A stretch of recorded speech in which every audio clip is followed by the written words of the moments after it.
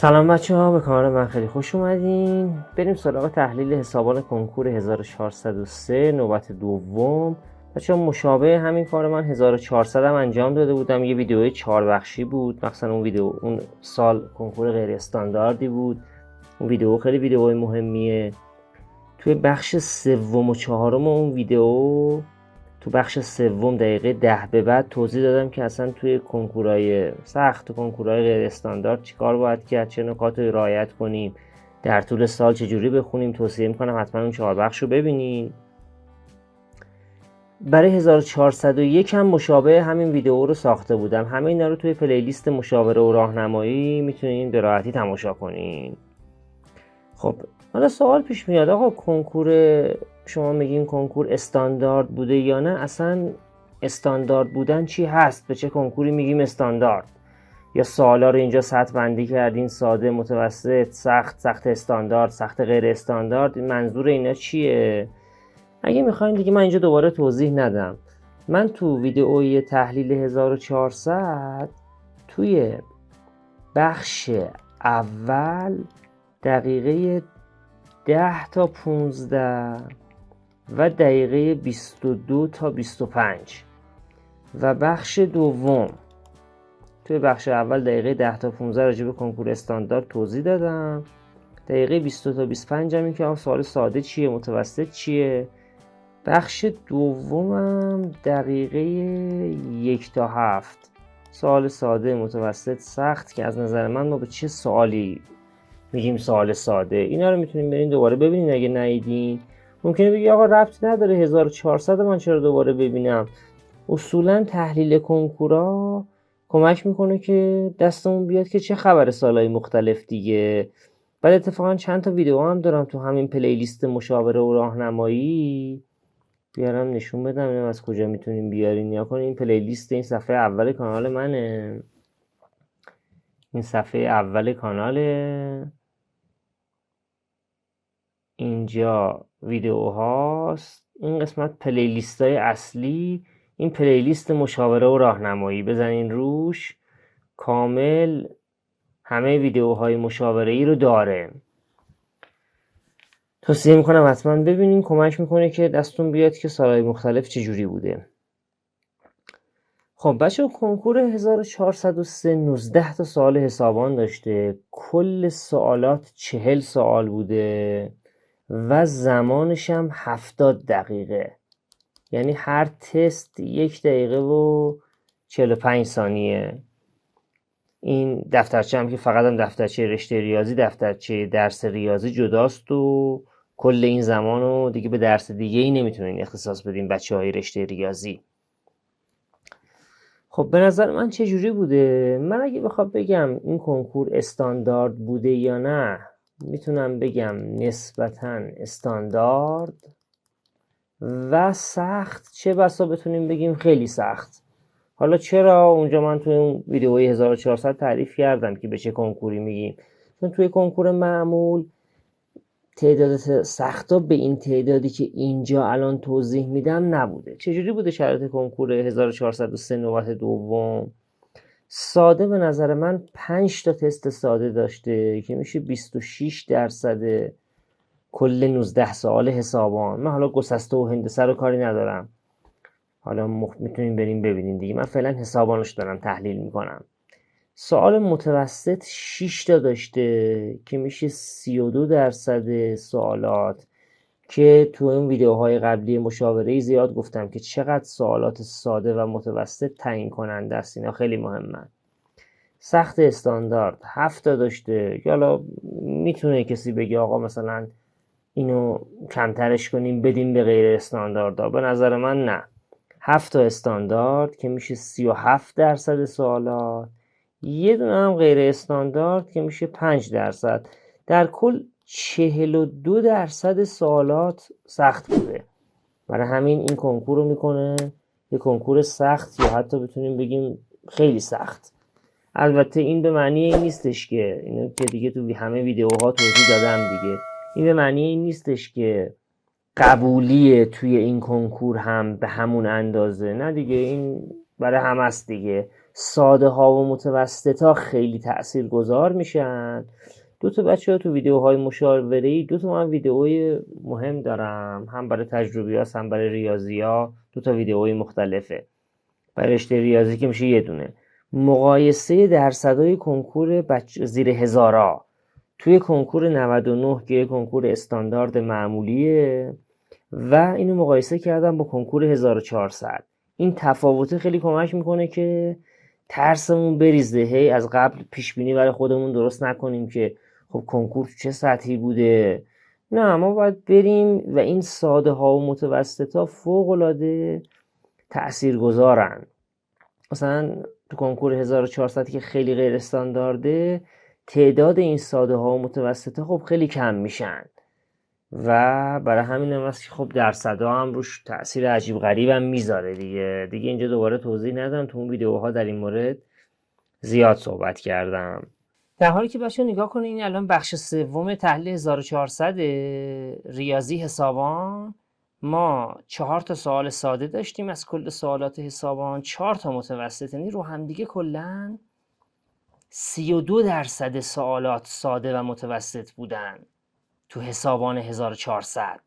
ببینید تفاوتشو، 67% سوالات سخت استاندارد و غیر استاندارد بودن. یه سوال دیگه پیش میاد، این 19 تا سوال از چه مباحثی بوده؟ خب این میشه بحث بودجه بندیش که حالا یه ویدیوی جداگانه لازم داره. اینجا نمیخوام وارد اون داستان بشم که این 19 تا از کجاها بوده. ولی یه نکته مهم مشاوره‌ای که من همیشه هم تو همه ویدیوهای مشاوره‌ای بازم گفتم، حذف کلی مباحث کار غلطیه، مگه اینکه مجبور بشیم. یعنی مثلا یهو بگیم این مبحث کلن حذف. تو همه کنکورها این ثابت شده وقتی شما یه مبحث رو کلن حذفش میکنین، ممکنه اون سوال ساده کنکور از اون مبحث باشه. مثلا تو میگی من کاربرد مشتق رو حذفش میکنم، خب ساده ترین سوال کنکور ممکنه از کاربرد مشتق باشه، خب از دست میدی. یه مطلب دیگر رو خیلی کار میکنی همه جورشو، ولی آخرش یه سخت غیر استاندارد ازش میاد، از دستش میدی. برای همین این کار اشتباهیه. بهترینه که اگرم توی مبحثی اشکال داریم، سوال بگیم سطح بالاشو من کار نمی کنم، ساده و متوسط اگه اومد کار میکنم، اگه سوال سخت آنچنانی اومد ولش کن دیگه نمیرم. چون بعضی وقتا برای گرفتن تست سخت توی مبحث خب خیلی کار بیشتری بعد انجام بدیم، میتونی اونو حذفش کنی به جای اینکه کل مبحث رو حذف کنی. که در مورد این موضوع هم من توی ویدیوهای مشاوره‌ای و ویدیوهای تست و بحث زیاد توضیح دادم که چه اتفاقی برامون میفته.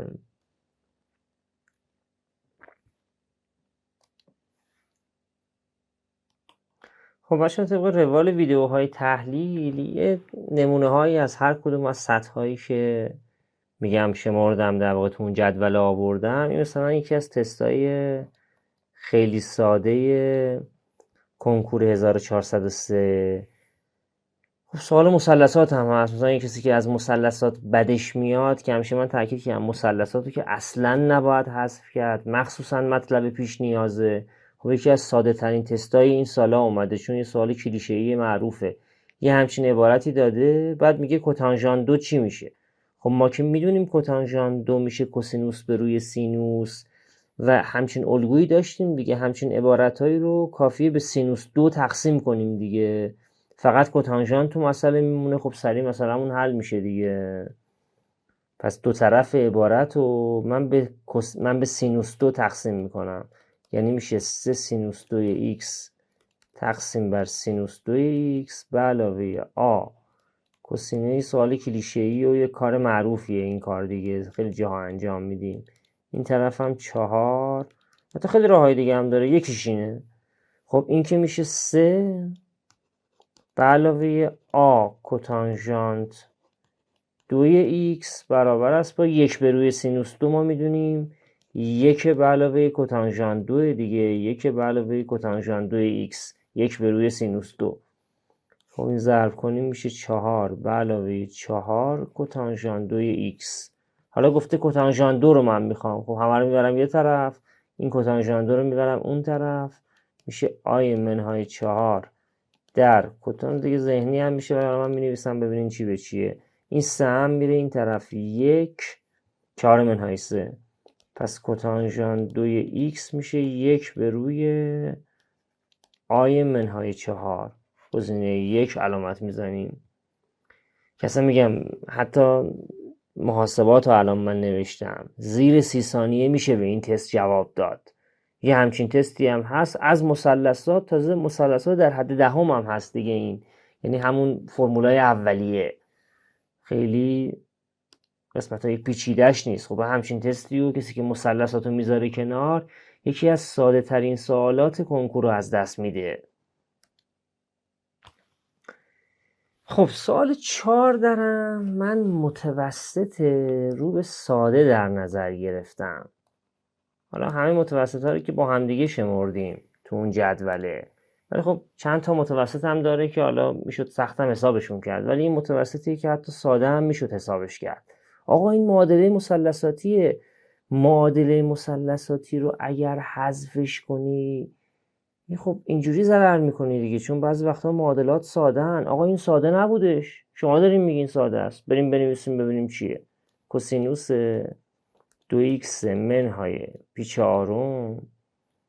خب اگه این علامتش منفی بود که دیگه اصلا 100% سادهش میشمرم، ساده میشمردمش. ولی الان چون این به اضافه است من اینو میبرم اون ور، میشه منفی کوسینوس. معادله مثلثاتی رو من مفصل درس دادم منفی کوسینوس x سال پی چهارم. تنها چالشش همینه. خب چیکار میکنیم؟ من میام اینو میبرم نظیر ناحیه دومش رو مینویسم که بشه منفی. آقا یعنی چی؟ من متوجه نمیشم. حتی تو تدریس کامل گفتیم ولی اینجا اشاره میکنم. اگه اینو اشکال داری خب یعنی یکی از قسمت‌های اصلی مثلثات رو اشکال داری دیگه، که من میدونم کوسینوس پی منهای آلفا میشه کوسینوس آلفا، ولی چون پی منهای یه ذره بحثای تدریس مثلثاتمونه دیگه، این ناحیه دوم میفته علامت ناحیه منفی میشه منفی کوسینوس آلفا. پس من میتونم کل اینو آلفا در نظر بگیرم، به جای تمام این عبارت بنویسم کوسینوس پی منهای کل این، که منها پخش میشه، منها مال هر دو ننویسی پی منهای ایکس به علاوه پی چهارم. این باز دوره یه اشکالی که بعضی بچه‌ها دارن دیگه. اینجوری اون علامت منفی حذف میشه، یعنی میشه 2x منهای پی چهارم برابر است با کوسینوس پی منهای پی چهارم میشه 3 پی چهارم منهای x. حالا شد یه سوال معمولی، اگه کوسینوس مساوی کوسینوس باشه ما اینو چجوری حل میکردیم؟ پس این اگه این منفی هم اینجا به جای این به اضافه منها بود که اصلا این جزء ساده ها حساب میکردم. ولی تویی که کل معادله مثلثاتی رو، بعضی بچه ها این کار میکنن میگن معادله مثلثاتی سخته. آره سوالای سخت هم داره، ولی میگن معادله مثلثاتی سخته کلشو میذارن کنار. خب این اشتباه خیلی بزرگی دیگه. وقتی کلشو حذف میکنی یه همچین سوالی رو از دست میدی. که من میگم تأکید باز میکنم ساده و ساده ها و متوسطا اینا خیلی تعیین کنندن تو همه کنکورا. تأکید همیشگی من هست دیگه. حالا کوسینوس مساوی کوسینوس رو چجوری حل میکردیم؟ گفتیم این مساوی است با 2 کاپی مثبت منفی این. اینجوری حلش میکردیم دیگه. یعنی یه بار 2x منهای پی چهارم برابر است با 2 کاپی، جواب کلیش این بود دیگه، به اضافه 3 پی چهارم منهای x. یه بارم 2x منهای پی چهارم مساوی 2 کاپی منهای 3 پی چهارم به اضافه x. منها مال هر دوشونه دیگه، منهای کل این که بعد منها اثر میکنه دیگه. ببینم در حال ضبطه، یادم نرفته باشه. حالا این 3x برابر است برم اون طرف، پی چهارم میارم این طرف، میشه 2 کاپی به اضافه پی چهارم بیاد این طرف میشه به اضافه پی x، میشه 2 کاپی به اضافه پی سوم. این یکی هم این میره اون طرف، x برابر است با 2 کاپی منهای 3 پی چهارم به علاوه پی چهارم میشه منهای پی دوم، 2 کاپی منهای پی دوم. این منهای پی چهارم اومد این طرف به اضافه پی چهارم شد -2 پی چهارم - پی دوم. خب حالا جوابای کلی ان اینا، من که جوابای کلی رو نمیخوام، من در بازه منفی پی دوم تا پی دوم میخوام. کا میدم x میگیرم، خود جوابا رو نمیخوام، تعداد رو میخوام، لازم نیست همه رو بشینم بنویسم، چوب خط بذارم کافیه. ولی حالا اینجا من دارم توضیح میدم، همه‌شو مینویسم. آقا از چه کاری شروع کنم؟ یکی از مشکلات همینه، وقتی ما میخوایم ببینیم باید اون مرز رو پیدا کنیم دیگه. مثلا فرض کن تو -2 به این بدی، این -4 پی میشه به علاوه پی میشه منفی پی، تو بازمون نمیفته، پس -1 میدم. -1 بدم میشه -2 پی به علاوه پی میشه پی سوم، تو بازمونه، تو بازه منفی پی دوم تا پی دومه، پس قبوله. دیگه چی؟ 0 میدم. به پایینی هم -1 بدم قبول نیست دیگه، ننوشتم پایینی. -2 بدم حتما قبول نیست، 0 میدم. 0 میدم میشه پی سوم به این، قبول تو بازمونه. به این 0 میدم میشه منفی پی دوم، بازم قبول تو بازمونه. این مرز رو کی تعیین میکنه؟ اون عددی که جور در میاد، قانونی نداره. حالا اگه پیچیده باشه تو تدریس گفتم بعضی وقتا ما نمیتونیم اینو تعیین کنیم، میریم نامعادله مینویسیم. سوالای سخت‌تر بود دیگه، این که میگم سوال متوسط رو به ساده است هستن. 1 بدم این میشه 2 پی به علاوه میشه 3 پی سوم میشه پی، این قبول نیست، تو بازم نیست دیگه، ادامه هم نمیدم چون 2 و 3 و همه اینا هم واسه این دیگه کار نمیکنه. به اینم 1 بدم میشه 2 کاپی منهای، میشه 2 پی منهای پی دوم. 2 پی منهای پی دوم هم باز دوباره میشه 3 پی دوم دیگه، اینم باز تو بازم نیست، برای همین قبولش نمیکنم. ولی به اینا عدد میدم، میبینم دیگه ادامه این مسیر چیزی گیرم نمیاد، برای همین مسیر رو ادامه نمیدم دیگه. 3 تا جواب میشه، یعنی گزینه 3 تست رو علامت میزنم. ولی کسی که معادله مثلثاتی رو حذف کرده خب این تست رو از دست میده، چون آسون ترین تست مبحث معادله مثلثاتی رو هم نمیتونه بزنه. آقا شما درس دادین، من مثلثات رو به طور کامل درس دادم، یه ذره ازش مونده، مثلا در حد یه سری حل تست و اینا از بحث نموداراش، و الا بخش عمده مثلثات رو درس دادم. خب سخته، البته این سوال این مقدار سوال مشکل داریه، ولی خب برای کسی که داره سجلس کنکور حل میکنه اصلا درگیر اون داستان نمیشه، ما نمیخوایم واردش بشیم. این سخته. حالا بعضی این هم جز غیر استاندارد من حسابش نمیکنم، چون به حال سوالای ساده ای هست که ممکنه مثلا زمان بگیره یه ذره، اونم باز اگه حواسمون جمع باشه زمان از دست نمیدیم.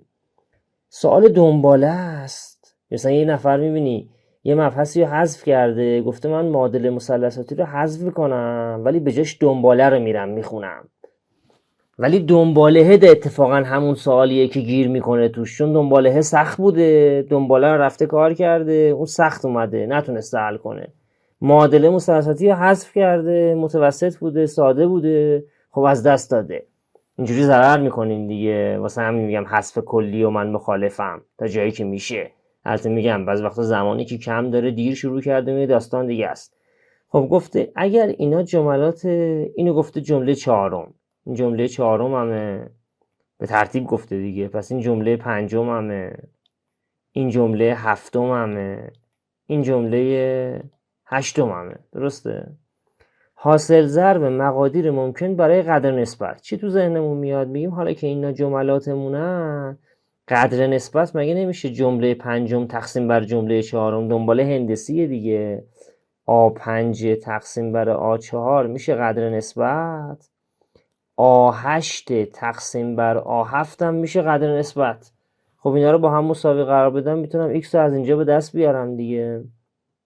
البته چیزای دیگه هم میشه نوشت، خیلی چیزا میشه نوشت که بازم به همین میرسیم. یکیش اینه، یکی دیگهش این که ضرب جملات، مثلا A5 ضرب در A7 مساوی A8 ضرب در A4، اینا از اول میتونیم بنویسیم از رو چیزایی که توی دنباله بلدیم، ولی به حال این بدیهی ترینشه دیگه. این چیه؟ این در واقع قدر نسبته. خب من مینویسم x منهای 1 به روی x به علاوه 1 برابر است با x به روی جمله هفتم 2x به علاوه 1.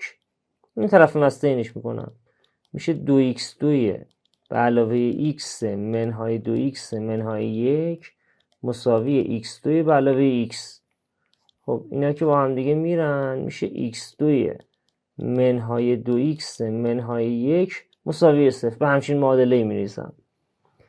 بعضیا گفتن مگه ما ضرب مقادیر ممکن برای قدر نسبت رو نمیخوایم؟ خب ضرب ریشه ها میشه 3a میشه -1. ولی خب این x مون که قدر نسبت نیستش که.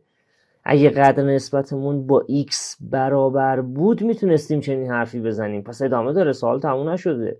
ولی خب شانسی که این کارو بکنه جواب درست در میاد، ولی این شانسیه. من باید برم q رو بنویسم. q من چی میشه؟ میشه A5 تقسیم بر A4، یعنی x منهای 1 به روی x به علاوه 1، یا اون یکی رو بنویسم فرقی نمیکنه. این q منه. حالا خب آقا من باید برم اینجا x رو حساب کنم. خب x هم رادیکالی میشه، دردسر میشه که. نه لزومی نداره حساب کنیم. اینجا مگه میگیم این مگه دوتا جواب نداره؟ مگه ما دوتا جواب برای x مون به دست نمیاریم؟ پس دوتا جواب هم برای q مون به دست میاریم. پس کافیه بنویسیم خواسته سوال چیه؟ حاصل ضرب مقادیر ممکن برای q، برای قدر نسبت. یعنی چی؟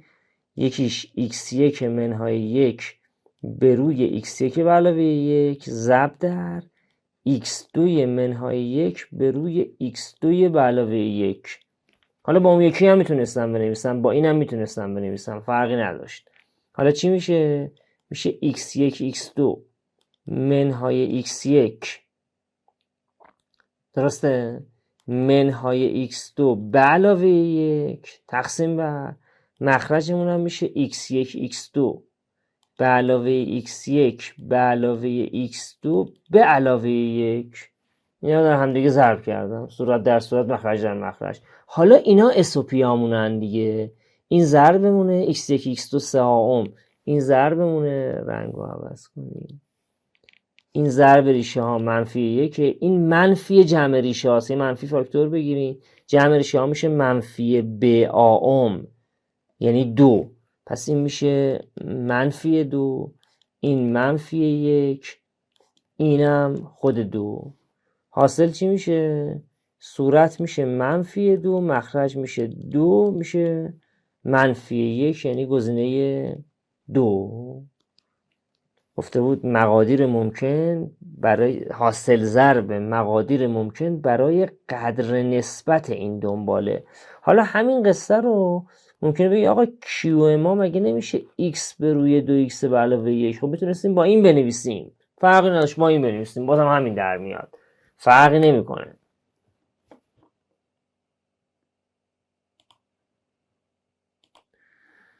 ممکنه بگی آقا ما نمیتونیم توی این سوال بیایم از این معادله x2 منهای 2x منهای 1 مساوی 0 x رو به دست بیاریم، بعد اون عددا رو بذاریم. چرا نمیشه؟ میشه، ولی خب دیگه لزومی نشه وارد این بشیم دیگه، چون اینجا میتونستیم از ضرب و جمع استفاده کنیم، وارد اون قصه رادیکالیش نشیم، ولی اونم شدنیه. ولی به هر حال من اینو حالا میگم مشکل سوالو که واردش نمیخوایم بشیم به اون کاری نداریم، ولی من اینو سخت استاندارد حساب میکنم، چون با اطلاعاتی که ما از دنباله ها یاد گرفتیم میتونیم این سوال حل کنیم. این قسمتش که پیش پا افتاده است اینجاشه که یه مقدار داستان داره، برای همین سخت حسابش میکنم. این سوال جونداریه، لزوما هر کسی که دنباله رو خونده نمیتونه این سوال حل کنه، احتمال اینکه گیر بیفته زیاده، برای همین من جزو اون سختا شمردمش.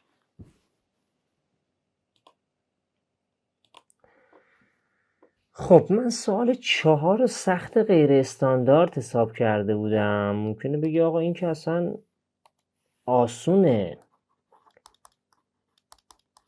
آره اگه دیده باشیم یه سوال نظام قدیمیه. سخت های غیر استاندارد رو تو اون ویدیو 1400 توصیف کردم دیگه، با چه سوالی میگیم دیگه.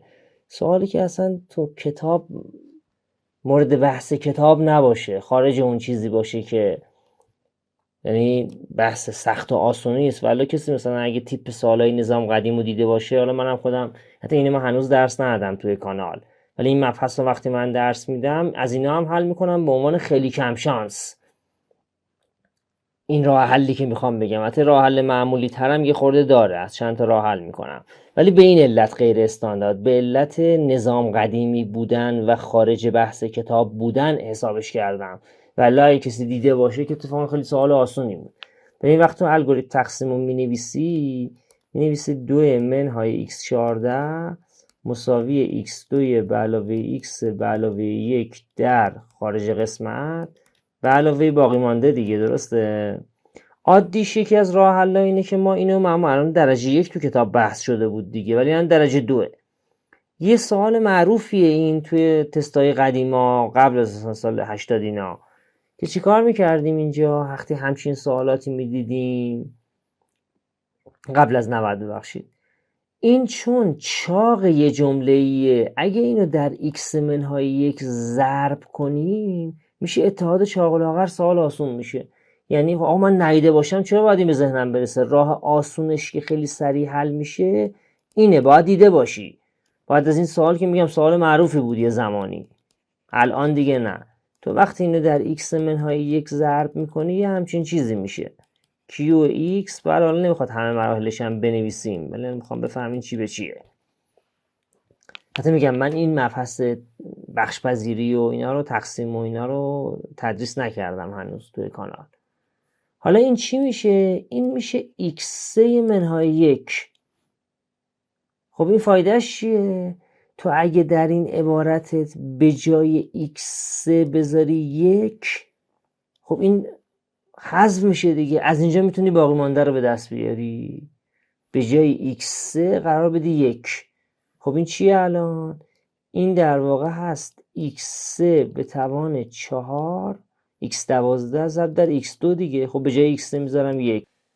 خب میرسم به x منهای 1 در 2 منهای x2 مساوی r x در x منهای 1. بازم باید ساده ترش بکنم اینو، میشه 2x منهای x منهای 2 به علاوه x2 مساوی r x در x منهای 1، که این باید درجه اول بشه دیگه، وقتی تقسیم بر اینه هنوز کار داره. به جای این میذارم 1، یعنی میشه x2 به علاوه 2x منهای 3 مساوی rx در x منهای 1.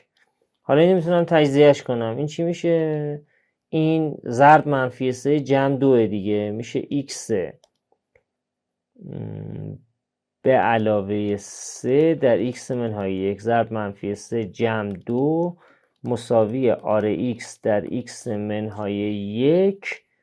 rx هم میشه x به علاوه 3.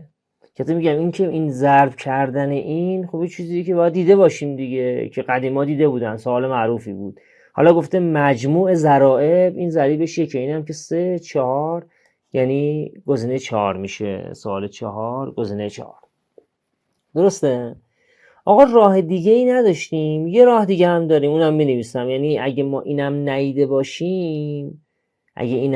باشیم، این الگو رو، بازم یه شرایطی داره سوال که گیر نمی کنیم، قابل حله، میتونستیم حل بکنیم. حالا این بدونیم که خب سریع ضرب میکنیم و x مساوی 1 و سرعتمون بیشتر میشه. اینو ندونیم میایم راه حل معمولی استفاده میکنیم، که این راه حل معمولی هم باز میگم بحث تقسیم بر درجه 2 چون تو کتاب مطرح نشده، میگم نظام قدیمی غیر استاندارد. و الا چه بسا اگر کسی از تقسیم بر درجه 2 حل کرده باشه که جزء کم شانس ها حساب میشه، خب راحت حلش میکنه. یه راه دیگه هم الان مینویسم، یعنی حتی اگه اینم ندیده باشیم این مدل سوال، این سوال یه راه دیگه هم داره. بذار اینو پاکش کنم.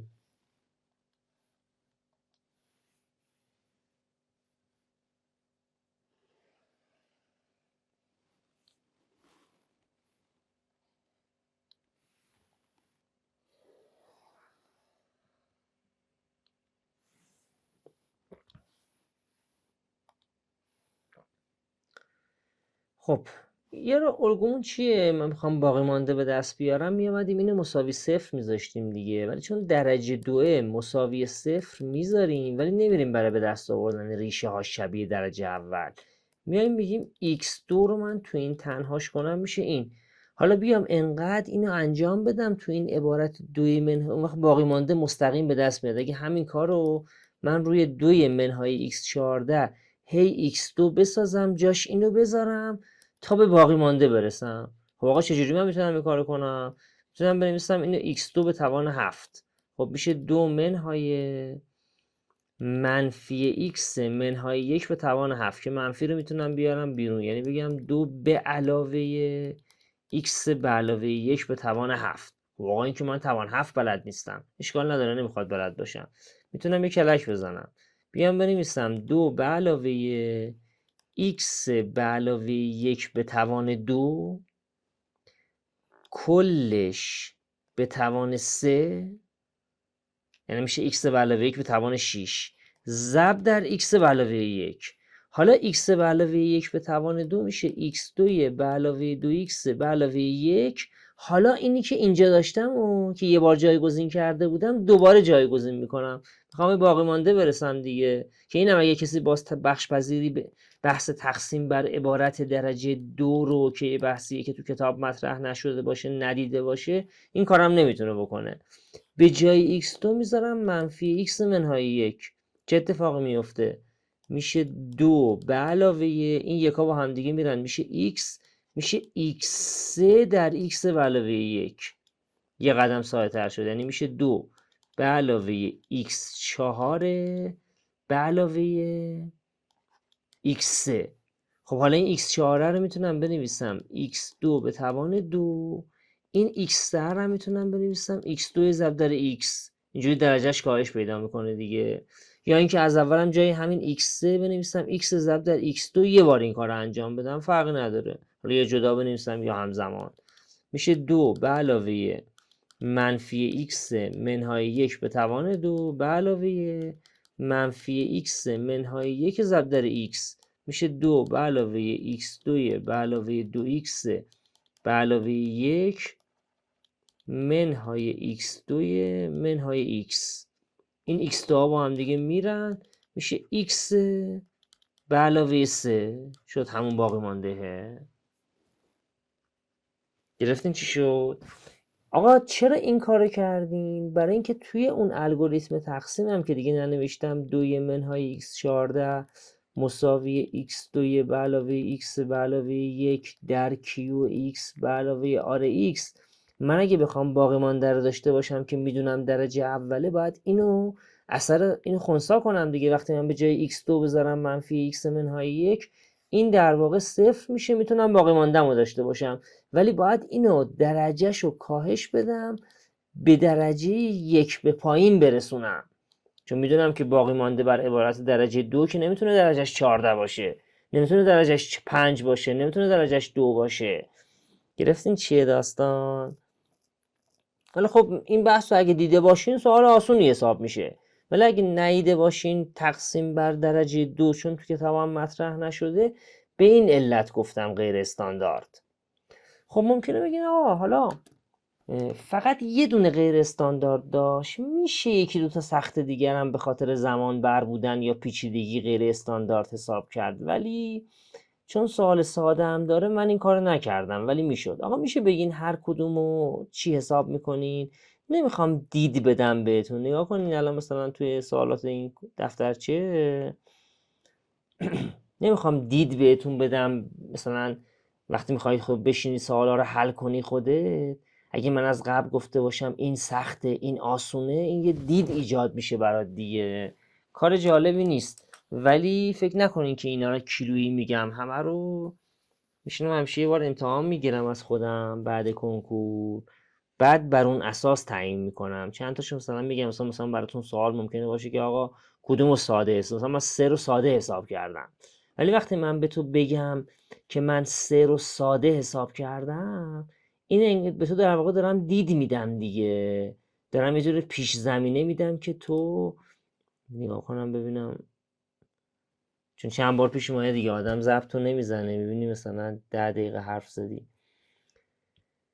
وقتی من از قبل تو با این دید بری که سوال 3 سوال ساده ایه، بعد که گیر بیفتی اعصابت خورد میشه. برای همین دید نداشته باشی بهتره، یا اینکه این اصلا خودش یه جور راهنماییه. برای همین من نمیام این کار انجام بدم که همه رو سطح بندی کنم، چون بعد که میخوای خودت بری سراغ سوالا با توجه به اون دیدی که من به تو دادم خراب میشه کارت دیگه. برای همین جالب نیست. تو میتونی خودت، اونایی که مثلا یه بچه 11می هستی داری این ویدیو رو میبینی، خب اون مباحثی که خوندی و مثلا سوال 5 مال 11 دیگه، اینو خودت بشین حل کن، من دید ندم. من حالا یه نمونه زدم، گفتم مثلا من سوال 3 رو ساده حساب میکنم.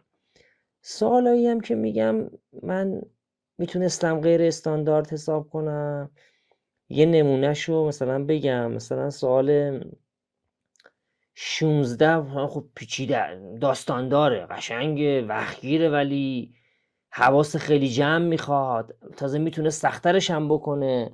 ولی من این جزء غیر استاندارد حساب نکردم، گفتم خب سوالای ساده ای هم داره که ما میتونیم سریعتر حلش کنیم، خیلی زودتر از 1 دقیقه و 45 ثانیه حلش کنیم، 30 ثانیه ای حلش کنیم. خب زمان اونو میدیم به این، حواسمون هم جمع میکنیم. سوال نیست که بگیم بلد نیستیم، ولی خب سوال جونداریه دیگه. سوال 16. سوال 17 هم مثلا میتونستم غیر استاندارد حساب کنم. 17 هم بذارین حلش کنیم. 17 رو اینم با مزه است، ولی من نه، غیر استاندارد نمیشمارم تو اون جدوله. گفتم یه دونه رو فقط غیر استاندارد حساب کردم. خب سوال 17 هم که گفتم حالا به نوعی از من غیر استاندارد حسابش نکردم، ولی به حال سوال سختیه و خب خیلی از بچه‌ها توش گیر افتاده بودن. من سخت استاندارد حسابش کردم. حتی اینجا یه شانس هم توش به شدت مطرحه، الان میگم چرا. ببین سوال میگه به ازای مقادیر طبیعی C. وقتی میگه مقادیر طبیعی یعنی C چه 1 باشه، چه 2 باشه، چه 3 باشه، چه 1000 باشه، این باید درست در بیاد. ادامه سوال میگه به ازای همه مقادیر طبیعی دیگه، استثنا که نمیکنه. میگه به ازای مقادیر طبیعی C این تابع رو مجموعه اعداد حقیقی پیوسته است. خب ما مشکل این تابع هم میشناسیم دیگه. مشکل این تابع کجاست؟ نقاط مرزیه دیگه. نقطه مرزیش چیه؟ x مساوی مثبت منفی c. میدونیم اینجاها باید پیوسته باشه تا کلن پیوسته بشه. دردش اینه، مشکلش اینه. تو بحث پیوستگی گفتیم دیگه، ما تابعهای مختلف رو میشناسیم، میدونیم هر کدوم کجا مشکل دارن. حالا میگه کدام میتواند. خود میتواند در سوالات مختلف خودش یه باری با خودش حمل میکنه. میتواند یعنی جواب سوال ما یک مقدار مشخص نیست. میتواند یعنی فقط یه جواب نداره. کدوم اینا میتونه جوابمون باشه؟ خود همینم مقدمه یه پیچیدگیه دیگه. ولی اگه این سوال گفته بود مقدار این کدام است، تبدیل به یه سوال ساده میشد. یهو از سخت تبدیل به ساده میشد. چرا؟ اگه میتواند و نداشت، خب دیگه ما میتونستیم عدد بذاریم دیگه، بگیم برای همه طبیعی‌ها باید درست باشه. خب چه بهتر که 30 رو بگیریم 1 حلش کنیم، با راحت ترینش حل کنیم، باید همیشه درست در بیاد دیگه. ولی سوال غلطه. وقتی میگه این کدام است یعنی برای هر 30 یه مقدار ثابت میشه. ولی این میتوانده کارو خراب کرده. حالا اینجا چرا میگم یکم شانس هم مطرحه؟ خب تو طبیعتا دوست داری 30 رو 1 امتحان کنی دیگه. ولی وقتی 30 رو 1 امتحان میکنی که راحت ترین عدده، خب جواب تو گزینه ها نیست. بعد میری بعدی رو امتحان کنی. برای همین خب توی همچین سوالاتی منطقیش اینه که ما خیلی از یه عدد تابلو شروع نکنیم دیگه. مثلا اینجا این قسمتش میگم شانسه. مثلا یکی بگه خب من 2 شروع میکنم، 2 هم اینجا تو گزینه ها نیست. مشکلش اینه، این کار خراب کرده و سوالو پیچیدش کرده. ولی حالا اگه یکی مثلا 30 رو 3 بذاره، شانسی همون اول جواب به دست میاد. تابعمون رو بذاره ساده ترش کنیم. fx مساوی رادیکات راه حل دیگه هم داره، میگم همشو. این الان تعادل اول دیگه، x منهای 1 به توان 2 که این در واقع میشه قدر مطلق x منهای 1. برای این حالت یه دونم ax2 به علاوه bx به علاوه 2 برای قدر مطلق x بزرگتر از c. حالا من c رو در واقع اینجا چی در نظر گرفتم؟ عددگذاری دارم میرم، 3 در نظر گرفتم. خب الان باید هم در 3 پیوسته باشه. خب یه بار برای 3 شرط پیوستگی رو می‌نویسم، میشه 9a به علاوه 3b به علاوه 2 برابر است با، تو اینم 3 بذارم میشه 2. یه بار هم بعد برای منفی 3 بنویسم، یه بار برای 3 شرط پیوستگی رو نوشتم، مقدار اونم تکراری دیگه نمی‌نویسم. برای منفی 3 هم میشه 9a منهای 3b به علاوه 2 تو بالایی هم منفی 3 بذاریم میشه 4. حالا اینا رو با هم دیگه جمع کنم میشه 18a. اینا رو میتونم بزنم، میتونم همینجوری جمع کنم. 18a به علاوه 4 مساوی 6. 18a میشه 2a میشه 1/9. a بشه 1/9 تو یکی از معادلات بذارم، تو یکی از اینا 1/9 بذارم میشه 1 منهای 3b به علاوه 2 مساوی 4. این 3 بره اونور میشه 1 بمونم میشه منفی 1/3. حالا بریم سراغ براکت a به ohm. به جای a بذاریم 1/9، به جای b هم بذاریم منفی 1/3. حالا میخوام از این براکت بگیرم. این چی میشه؟ این میشه براکت منفی 1/3 میشه منفی 1، یعنی گزینه 1. 17 گزینه 1. یعنی اگه یکی تو اون عدد گذاریش 30 رو 3 انتخاب کنه، 4 انتخاب کنه، 5 انتخاب کنه، شانسی به جواب میرسه. ولی ما که نمیدونیم. اومدیم این نفر 2 انتخاب کنه، خب تو گزینه ها نیست. مشکلش اینه این سوالو، یعنی یه نفر، حالا ما که نمیدونیم تو این سبک سوالات که میتواند داره، خب ما که ممکنه بگی آقا اصلا من بیام این عدد گذاری که میخوام برم و اول پارامتری حل کنم که راه اصلیش هم همونه، یعنی ما بریم این سوالو واقعا حل کنیم. خب یه ذره طولانی و داستان داره دیگه، حالا اونش هم مینویسم. ولی راه عدد گذاری که توی این سبک سوالات عدد گذاری راه مناسبیه، این ریسک رو پیدا میکنه به خاطر میتوانده. ببین الان چه اتفاقی میفته اگه من با 1 شروع میکردم، ببین چه اتفاقی میافتاد. اینو پاکش کنم. حالا یه نفر بیاد مثلا بگه اون اول کار بگه خب من 1 که دیگه اون راحت ترینش رو امتحان نکنم، مثلا من بیام 30 رو بذارم 2 به جای 3، بیام 30 رو بگیرم 2. میگه به ازای هر عدد طبیعی دیگه. آره من با 2 مثلا میخوام مثال بزنم. با 2 اگه این کار رو انجام بده میشه 4a به علاوه 2b به علاوه 2 مساوی 1. یه بارم منفی 2 میذاره چون باید منفی 2 هم پیوسته باشه دیگه، نقاط مشکل دار، نقاط مرزی.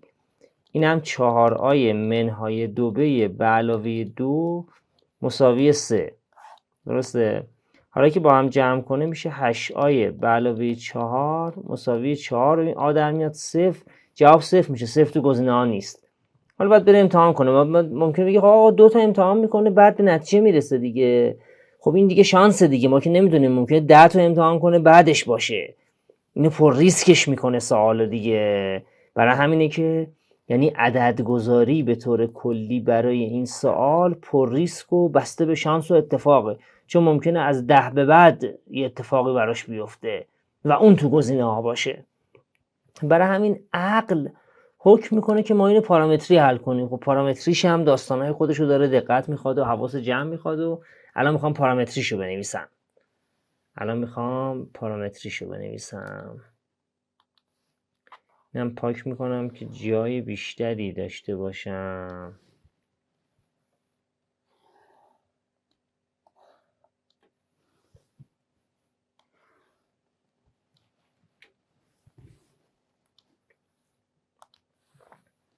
اگه بخوام پارامتری اینو حل کنم، خب الان f(x) من چیه؟ f(x) من این که شد قدر مطلق x منهای 1 برای قدر مطلق x کوچکتر مساوی 3. اینم که ax2 به علاوه bx به علاوه 2 قدر مطلق x بزرگتر از 3. خب باید توی x های مساوی مثبت منفی 3 اینو بررسی کنم دیگه. خب یه بار برای سی می نویسم، میشه آسی2 به علاوه بی سی به علاوه 2 مساوی قدر مطلق سی منهای 1. برای منفی سی یه بار می نویسم، میشه آسی2 منهای بی سی به علاوه 2 مساوی قدر مطلق منفی سی منهای 1. خب حالا اینا چی هن؟ آقا اینا رو چهارشون قدر مطلقی شد که این که خب در یه منفی ضرب میکنم سی به علاوه 1. هر دوی اینا مثبتش میاد بیرون. چرا؟ چون مگه نمیگه مقادیر طبیعی، سی عدد طبیعیه دیگه، این تازه از 1 شروع میشه، پس این توش مثبتش میاد بیرون، این هم توش مثبتش میاد بیرون، پس اینجا میشه سی منهای 1، اینجا هم میشه سی به علاوه 1. حالا باز دوباره اینا رو با هم دیگه جمع میکنم، این حذف میشه دیگه، این تا رو با هم دیگه جمع کنم چی میشه؟ میشه 2 آسی2 به علاوه 4 مساوی 2 خب از اینجا من میتونم آ رو به دست بیارم دیگه، از اینجا آی من به دست میاد، چی میشه؟ میشه 2 مساوی 2 آسی2 مساوی 2 منهای 4 که میتونم این 2 رو با اینا بزنم سی منهای 2، پس آی من میشه سی منهای 2 به روی سی2. بعد میرم عین همین کار برم به دست میارم، چون وقتی آ رو اینجا به دست آوردم میتونم برم به دست بیارم دیگه، تو هر کدوم از این معادله ها بذارم، توی بالایی میذارم آسی2 به جای آ اینو بذارم چی میشه؟ میشه سی منهای 2 به علاوه بی سی به علاوه 2 مساوی سی منهای 1. این سی ها با هم دیگه میرن، این منهای 2 هم با هم دیگه میرن، بی از اینجا به دست میاد منفی 1/3، بیمون هم میشه منفی 1/3.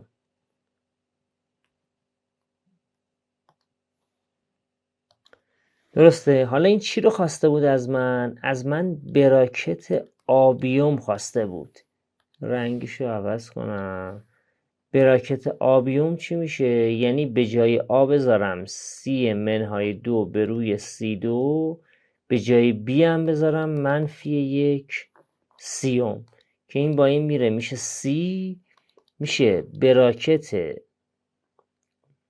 سی منهای 2 به روی منفی سی، که حالا منفی رو میتونم بدم به صورت این بشه سی، این بشه 2 منهای سی، درسته تا اینجا؟